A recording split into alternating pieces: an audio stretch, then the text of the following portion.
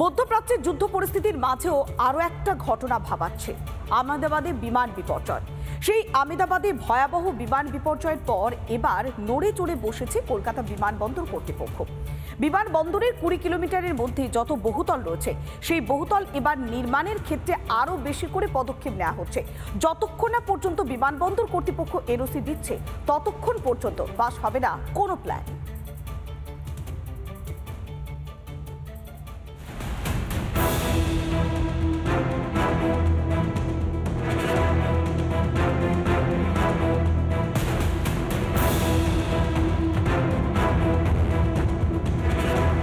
যে ট্যাক্সি সেই ট্যাক্সি চলছে এবং তার ঠিক সংলগ্ন যে এলাকা সেই এলাকা যশোর রোড। আর এই যশোর রোডের যে বাঁকড়া এলাকা সেই বাঁকড়া এলাকাতেই রাস্তার ধারে এইভাবেই গজিয়ে উঠছে বহুতল। যে বহুতল গজিয়ে উঠছে বা এই ধরনের একাধিক বহুতল কিন্তু গজিয়ে উঠেছে কলকাতা বিমানবন্দরের 20 কিলোমিটার যে রেডিয়াস সেই রেডিয়াসের মধ্যে। আহমেদাবাদ বিমান বিপর্যয়ের পরেই এবার বিমানবন্দর লাগোয়া এলাকায় এসব নির্মাণ সংক্রান্ত বিধিনিষেধ নিয়ে আরও কড়া এয়ারপোর্ট অথরিটি অফ ইন্ডিয়া।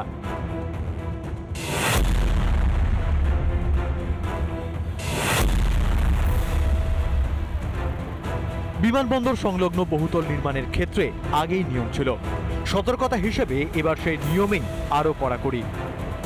একাধিক পুরসভাকে নোটিশ বিমানবন্দর কর্তৃপক্ষের। নোটিশ গেল বিমানবন্দর লাগোয়া 4টি পুরসভার কাছে। বিমানবন্দরের 20 কিলোমিটারের মধ্যে বহুতল নির্মাণে ছাড়পত্র বাধ্যতামূলক। ছাড়পত্র নিতে হবে বিমানবন্দর কর্তৃপক্ষের কাছ থেকে, অনলাইনে আবেদন করতে হবে। এনওসি দিলে তবেই প্ল্যান পাস হবে পুরসভায়। এটা নাথিং নিউ, এটা অলরেডি ইন ফোর্স। হ্যাঁ, এটাকে এখন স্ট্রিক্টলি ফলো করা হচ্ছে কি হচ্ছে না সেটা দেখার দায়িত্ব হচ্ছে যারা নাকি বিল্ডিং প্ল্যান অ্যাপ্রুভ করছে তাদের দায়িত্ব। এ তো গেল নিয়ম, কিন্তু সেই নিয়ম মানা হচ্ছে কি? পাওয়া যাচ্ছে যে ঠিক এয়ারপোর্টের যে পাঁচিল, সেই পাঁচিল যেখানে এসে শেষ হচ্ছে তার ঠিক পাশেই গড়ে উঠেছে লোকালয়। কি কেবল পিনাকে একটু ছবিটা দেখাও, যে একাধিক হাই রাইজ রয়েছে, কিছু হাই রাইজ নতুন করে তৈরি করা হচ্ছে। যে পারমিশন নেওয়ার যে প্রক্রিয়া অর্থাৎ প্রসিডিওর, এটা কিন্তু ছিল, আছে এবং থাকবে। ভায়োলেশন দেখা যাচ্ছিল এই প্রক্রিয়ার। এবারে এই ঘটনার পর থেকে আমি আশা করব যে সমস্ত যারা স্টেক হোল্ডার যারা আছেন তারা একটু আরও সচেতন হবেন। যদিও মধ্যমগ্রাম পুরসভায় এনওসি ছাড়া কিন্তু প্ল্যান দেয়া হয় না।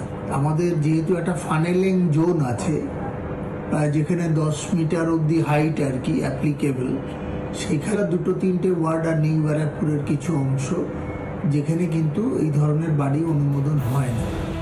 কিন্তু যেসব বহুতল আগে থেকেই রয়েছে সেগুলো নিয়ে কি সিদ্ধান্ত হবে? জোর জল্পনা। বহু যে হাই রাইজ এইভাবে তৈরি করা হয়েছে সেই হাই রাইজগুলোর কাছেও কিন্তু চিঠি যেতে পারে। বেশ কিছু হাই রাইজের কাছে চিঠি গিয়েছে বলে আমরা জানতে পারছি। মোদ্দা কথা, আহমেদাবাদ ঘটনার পুনরাবৃত্তিতে নারাজ অসামরিক বিমান পরিবহন মন্ত্রক। ড্রিমলাইনারে দুঃস্বপ্নের উড়ান, তারপরও লাগাতার বিভ্রাট। এসবের পরেই আন্তর্জাতিক উড়ানে কাটছাট এয়ার ইন্ডিয়ার। 15% কমানো হলো আন্তর্জাতিক উড়ান। মাঝ জুলাই পর্যন্ত কম উড়বে আন্তর্জাতিক বিমান। রিপাবলিক বাংলা। নানা ধরনের কন্টেন্ট দেখার জন্য লাইক করুন, শেয়ার করুন আমাদের ফেসবুক পেজ, সাবস্ক্রাইব করুন আমাদের ইউটিউব চ্যানেল। পাশাপাশি অন্যান্য ব্রেকিং নিউজের জন্য অবশ্যই চোখ রাখুন রিপাবলিক বাংলায়।